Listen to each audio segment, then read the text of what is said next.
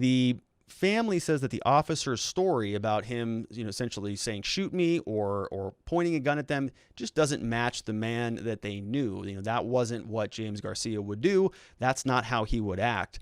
And so they're saying we want all of the body camera stuff, all of the different footage. Officers say that Garcia refused to comply when officers ordered him to drop the gun. He refused, and they say that Garcia told the officers to shoot him as he lifted the gun towards the officers. So that's their story. They're saying that they saw the gun. They said, drop it. He says, shoot me, and pulls a gun up, and they shot him. Phoenix PD only released a small portion of the body cameras after he was shot. Clearly they knew he had a gun on him. Activists and some state representatives are calling for the immediate release of all the body camera footage.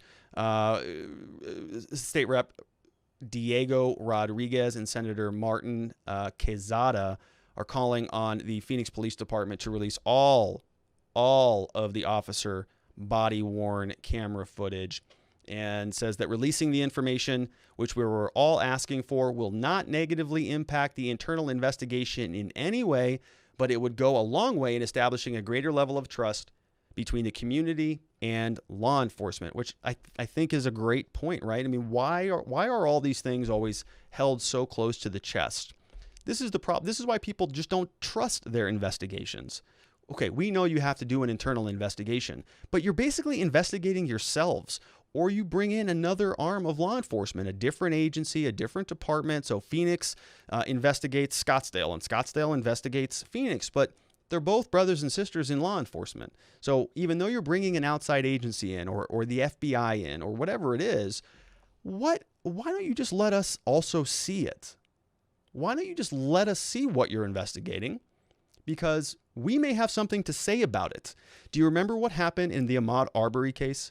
Remember what happened when they were investigating themselves? They were investigating the McMichaels, who were former law enforcement, had worked in the prosecutor's office as an investigator, and testified in cases as a former police officer. He shot and killed Ahmaud Arbery, or his son did. He was part of it, part of the entrapment, and part of the basically the kidnapping and all of the felony murder. He was charged with murder. Well, the county attorneys, the district attorneys, they investigated him. They investigated him for 2 months and went through 3 different county attorneys.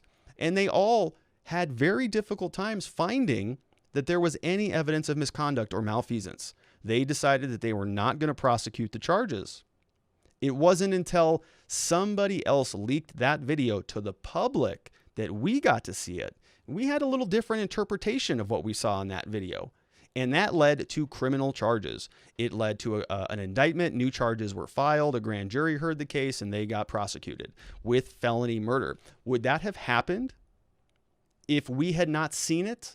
So are we just supposed to just trust these same people? Look, I get it. I appreciate that you're going to release what's available, what you can, sooner rather than later. But it's just not good enough, right? We want to see it all. We want to see what you're investigating, and we want to know how you're investigating it. For us to just sit back and say, yeah, you're right, we distrust you, but we do trust you to at least do a good investigation.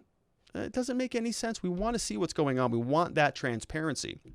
So these 2 representatives from the state of Arizona, I think, are absolutely right. Here are a couple things that they want to point out.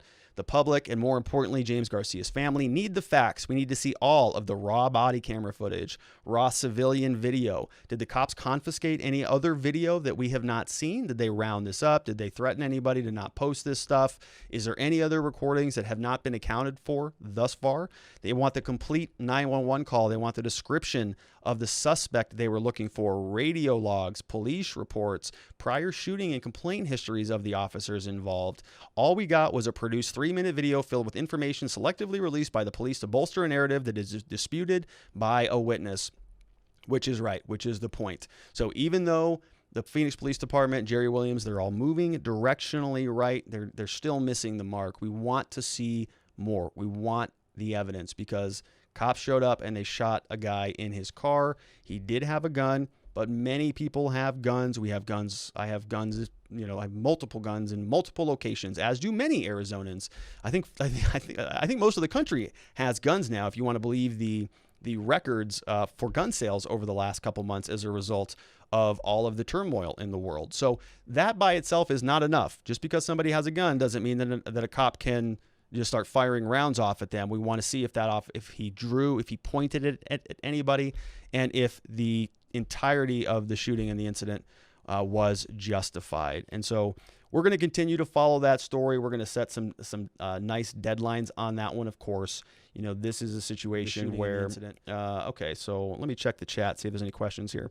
This is as a situation that I think will continue to unfold, and it's not one that I think we're ready to really draw a conclusion on. There are a lot of protesters out there who are very upset about what happened, as am I. Anytime somebody is shot and killed by law enforcement, that is a tragedy. It's not a good thing, and I think there's, in most cases, alternatives to it. It's a mental health problem. It's a drug problem, but it doesn't, it's not we're in Fallujah in Iraq kicking down walls of terrorist bunkers types of problems. Unfortunately, they are treated that way in many situations. So I just don't think that it's entirely justified. There's going to be a lot of problems if it was the wrong guy. Okay, we saw that already happen in Breonna Taylor's case. Breonna Taylor, they kicked in her boyfriend's door. They had the wrong guy. They already had the guy in custody. So police make these mistakes all the time.